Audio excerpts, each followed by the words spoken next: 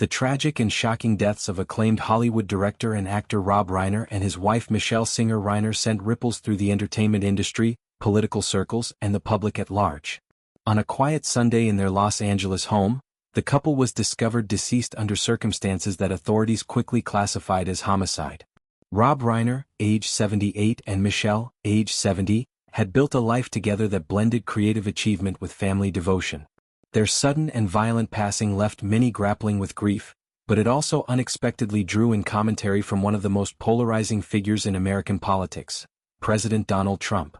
In a post published on his social media platform Truth Social, Trump chose to address Reiner's death in a manner that many found insensitive and politically charged.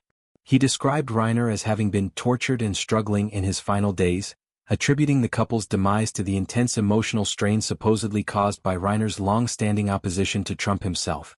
Trump wrote that Reiner and his wife had passed away, reportedly due to the anger he caused through his vocal criticism of the president.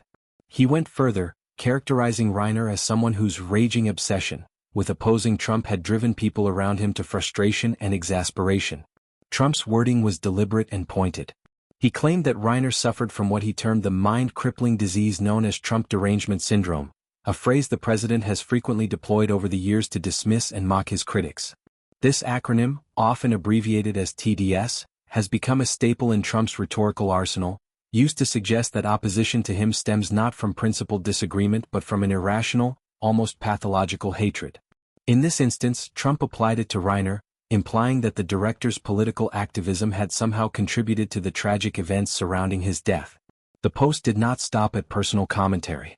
The White House's official rapid response account on X reposted Trump's statements, amplifying them through governmental channels.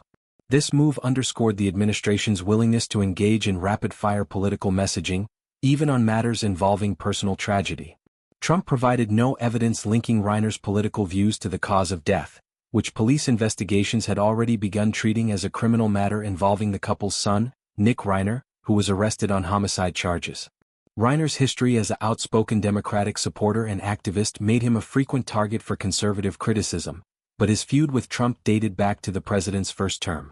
In interviews, Reiner had been unflinching in his assessment of Trump, once telling a major entertainment publication that the then-president was mentally unfit to hold office and represented the single most unqualified human being to ever assume the presidency.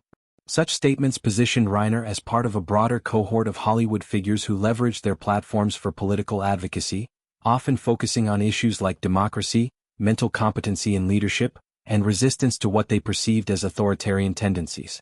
Trump's response to Reiner's death ignited immediate and widespread condemnation that crossed party lines. Critics argued that injecting politics into a family's profound loss was inappropriate and dehumanizing. Even within Republican ranks, voices of dissent emerged prominently. U.S. Representative Thomas Massie of Kentucky, known for his independent streak, publicly stated that Trump's remarks were inappropriate and disrespectful discourse about a man who was just brutally murdered. Massie emphasized that personal tragedy should remain separate from political score settling.